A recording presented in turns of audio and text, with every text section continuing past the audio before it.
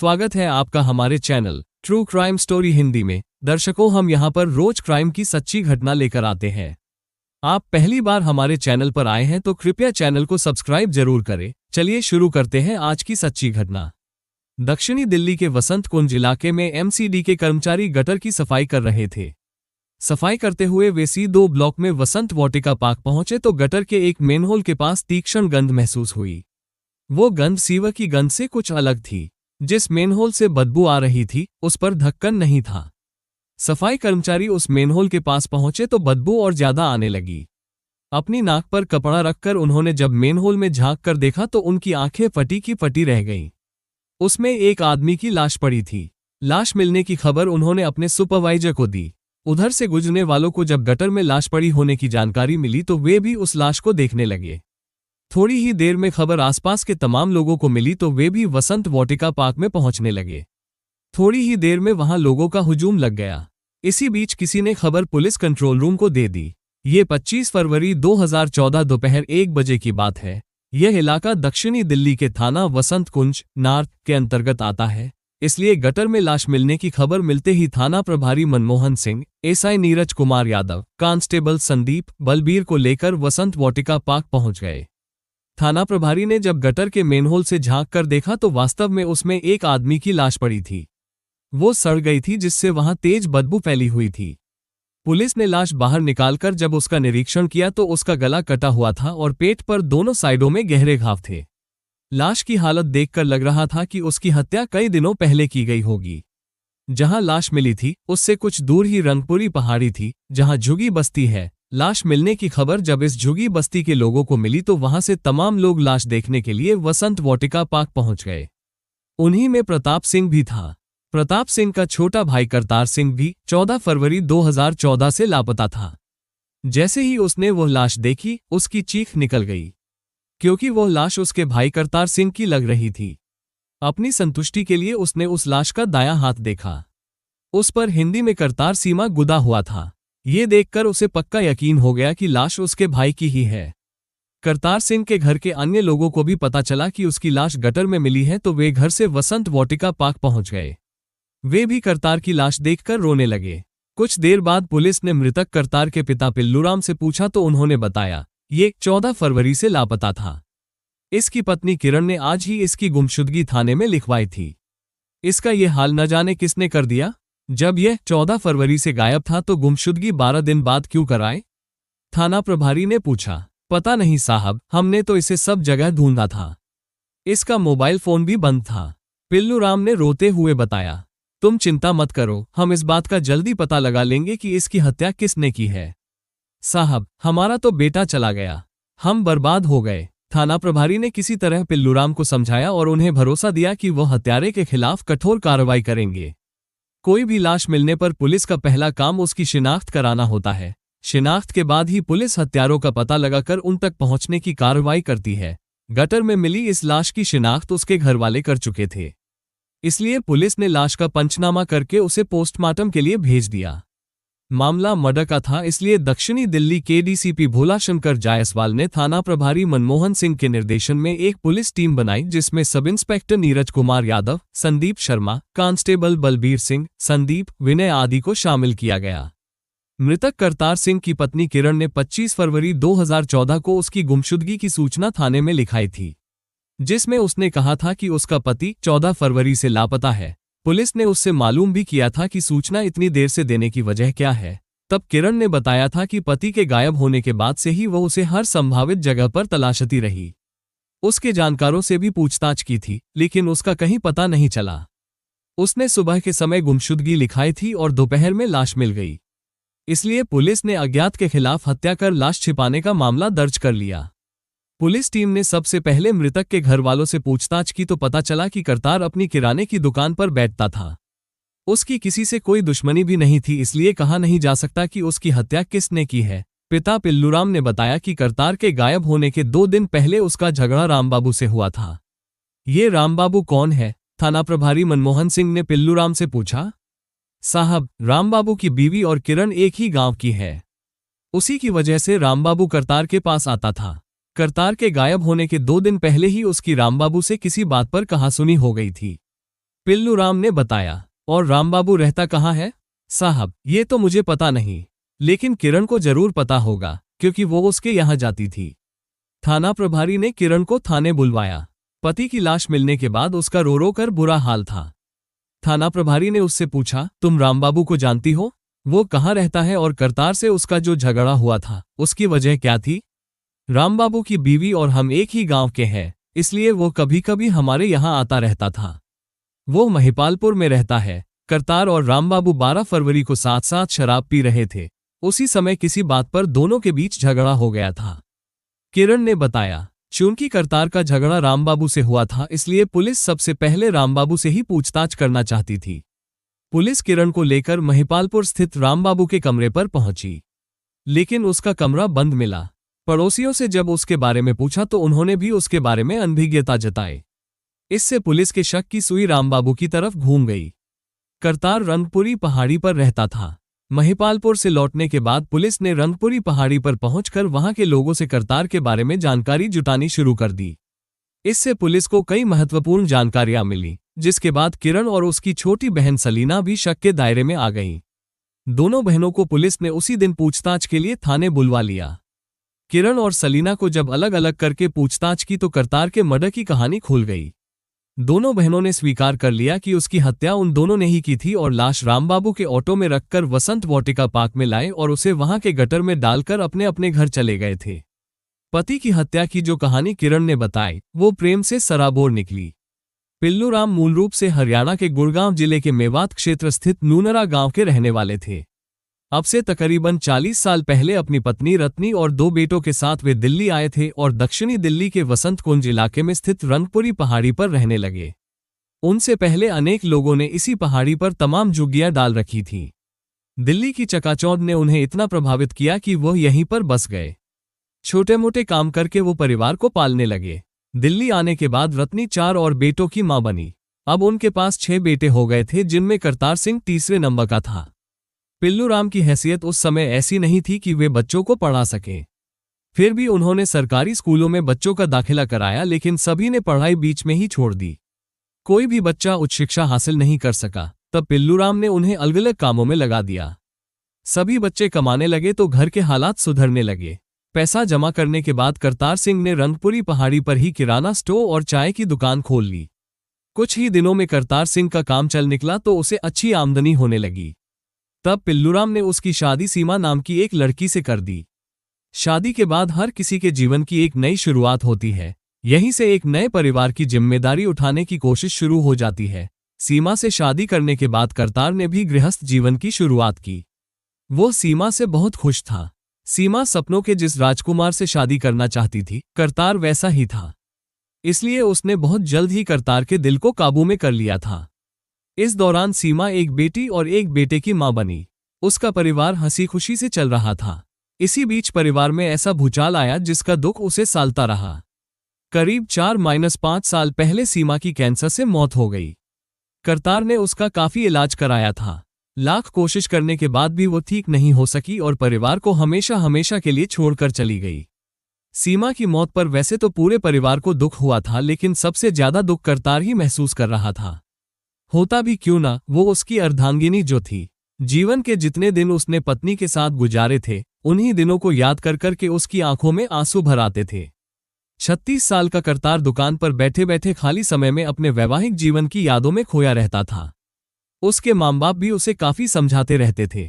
खैर, जैसे जैसे समय गुजरता गया, करतार सिंह भी सामान्य हो गया। उसी दौरान उसकी मुलाकात किरण नाम की एक युवती से हुई जो झारखंड के केरल गांव की थी। वह भी रंगपुरी पहाड़ी पर रहती थी। किरण वसंत कुंज इलाके में कोठियों में बर्तन साफ करने का काम करती थी। करतार एकाकी जीवन गुजार रहा था। किरण को देखकर उसका झुकाव उसकी ओर हो गया। किरण भी अक्सर उसके पास आने लगी। उसे भी करतार से बातचीत करने में दिलचस्पी होने लगी। दोनों ने एक दूसरे को अपने फोन नंबर दे दिए थे। फिर तो करतार जब भी फुर्सत में होता, किरण को फोन मिला देता। दोनों में बातचीत का सिलसिला शुरू हो जाता और काफी देर तक बातें होती रहती। बातों ही बातों में वे एक दूसरे से खुलते गए। यह नजदीकी उन्हें प्यार के मुकाम तक ले गई। चूंकि किरण भी अकेली ही थी और करतार उसकी नजरों में सही था। उसकी किराने की दुकान अच्छी चल रही थी, इसलिए उसने काफी सोचने समझने के बाद ही उसकी तरफ प्यार का हाथ बढ़ाया था। करतार ने उसके सामने पूरी जिंदगी साथ रहने की पेशकश की तो किरण ने सहमति जता दी। इसके बाद किरण करतार के साथ पत्नी की तरह रहने लगी। ये करीब 4 साल पहले की बात है। करतार की जिंदगी फिर से हरी भरी हो गई थी। किरण के प्यार ने उसके बीते दुखों को भुला दिया था। दोनों की उम्र में करीब 8 साल का अंतर था। इसके बाद भी किरण उससे खुश थी। इन 4 सालों में किरण मां नहीं बन सकी थी। करतार सिंह की पहली पत्नी से 2 बच्चे थे, इसलिए किरण के बच्चा पैदा न होने पर करतार को कोई मलाल नहीं था। लेकिन किरण इस चिंता में घुलती जा रही थी। वो चाहती थी कि उसके भी बच्चा हो, उसकी गोद भी भर जाए। किरण के कहने पर करतार ने उसका इलाज भी कराया। इसके बावजूद भी उसकी इच्छा पूरी नहीं हुई तो करतार ने अपने एक संबंधी की 1 साल की बेटी गोद ले ली, जिससे किरण का मन लगा रहे। किरण उस गोद ली हुई बेटी की परवरिश में लग गई। किरण के गांव की ही प्रभा नाम की एक लड़की की शादी महिपालपुर में रहने वाले रामबाबू के साथ हुई थी। रामबाबू ऑटो रिक्शा चलाता था। एक ही गांव की होने की वजह से किरण प्रभा से फोन पर बात भी करती रहती थी। कभी प्रभा उसके यहाँ तो कभी वो प्रभा के घर जाती रहती थी। एक दूसरे के यहाँ आने जाने से करतार और रामबाबू के बीच भी दोस्ती हो गई थी। दोनों साथ साथ खाते पीते थे। इसी बीच किरण का झुकाव रामबाबू की ओर हो गया। वो उससे हंसी मजाक करती रहती थी। किरण की ओर से मिले खुले ऑफर को भला रामबाबू कैसे ठुकरा सकता था। शादीशुदा होने के बावजूद भी उसने अपने कदम किरण की ओर बढ़ा दिए। दोनों ही अनुभवी थे, इसलिए उन्हें एक दूसरे के नजदीक आने में झिझक महसूस नहीं हुई। किरण और रामबाबू के बीच एक बार जिस्मानी संबंध बनने के बाद उनका सिलसिला चलता रहा, लेकिन ज्यादा दिनों तक सिलसिला कायम न रह सका। करतार सिंह को पत्नी के हावभाव से उस पर शक होने लगा। उसे रामबाबू का उसके यहाँ ज्यादा आना अच्छा नहीं लगता था।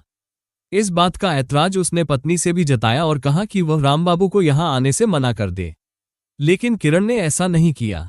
इसी बात को लेकर पत्नी से करतार की नोकझोंक होती रहती थी। उसी दौरान किरण की छोटी बहन सलीना भी उसके पास रहने के लिए आ गई। 22 साल की सलीना खूबसूरत थी। जवान साली को देखकर करतार की भी नीयत डोल गई। वो उस पर डोरे डालने लगा, लेकिन घर में अक्सर पत्नी के रहने की वजह से उसकी दाल नहीं गल पाए। उधर किरण और रामबाबू के अवैध संबंध का खेल कायम रहा और 7 फरवरी को वह रामबाबू के साथ भाग गई। बदनामी की वजह से करतार ने इसकी रिपोर्ट थाने में भी नहीं लिखवाई। करीब 1 हफ्ते तक दोनों इधर उधर घूमकर मौजमस्ती करके घर लौट आए। करतार ने किरण को आड़े हाथों लिया तो किरण ने पति के पैरों में गिरकर माफी मांग ली। पत्नी के घयाली आंसू देखकर करतार का दिल पसीज गया और उसने पत्नी को माफ कर दिया। 13 फरवरी की शाम को रामबाबू करतार के यहाँ आया। करतार को पता था कि उसकी पत्नी को रामबाबू ही भगा कर ले गया था, इसलिए उसके घर आने पर वो मन ही मन कुढ़ रहा था। फिर भी उसने उससे कुछ कहना जरूरी नहीं समझा। उसने उसकी खातिरदारी की और उसके साथ शराब भी पी। शराब पीने के दौरान ही बातों बातों में उनका झगड़ा हो गया। झगड़ा बढ़ने पर रामबाबू वहां से चला गया। किरण ने इसे अपने प्रेमी रामबाबू की बेइज्जती समझा और उल्टे वह भी पति से झगड़ने लगी। अगले दिन 14 फरवरी को वैलेंटाइन डे था। प्यार का इजहार करने के इस दिन का तमाम लोगों को बेसब्री से इंतजार रहता है। 40 साल का करतार भी अपनी 22 साल की साली सलीना को मन ही मन चाहता था। उस दिन सलीना किरण के साथ महिपालपुर में रामबाबू के घर चली गई थी। इस बात की जानकारी करतार सिंह को थी। करतार सिंह ने भी वैलेंटाइन डे के दिन ही सलीना को अपने प्यार का इजहार करने का फैसला कर लिया। वो दुकान पर अपने बेटे को बिठाकर रामबाबू के कमरे पर पहुंच गया। उस समय वहां रामबाबू नहीं था। वो किरण और सलीना को कमरे पर छोड़कर किसी काम से घर से बाहर चला गया था और उसकी पत्नी प्रभा मायके गई हुई थी। करतार सलीना के लिए बेचैन हुआ जा रहा था। जिस समय किरण किचन में कोई काम कर रही थी, सलीना कमरे में थी, तभी मौका देखकर करतार ने सलीना का हाथ पकड़ लिया। सलीना घबरा गई। जब उसने हाथ छुड़ाने की कोशिश की तो करतार ने उसके सामने प्यार का इजहार करते हुए उसे किस कर दी और वह उसके साथ अश्लील हरकतें करने लगा। सलीना चीखी तो किचन से किरण आ गई। पति की हरकतों को देखकर उसे भी गुस्सा आ गया। तब सलीना ने किसी तरह खुद को उसके चंगुल से छुड़ा लिया और किचन की ओर भाग गई। उधर किरण पति को डांट ही रही थी, तभी सलीना किचन से चाकू ले आए। इससे पहले कि वो कुछ समझ पाता, सलीना ने करतार के पेट में चाकू घोंप दिया। चाकू लगते ही करतार के पेट से खून का फव्वारा फूट पड़ा। सलीना ने उसी चाकू से एक वार उसके पेट की दूसरी साइड में कर दिया। इसके बाद करतार सिंह फर्श पर गिर गया और बेहोश हो गया। बहन के इस कदम पर किरण भी हैरान रह गई। जो हो चुका था उसमें अब वो कुछ नहीं कर सकती थी।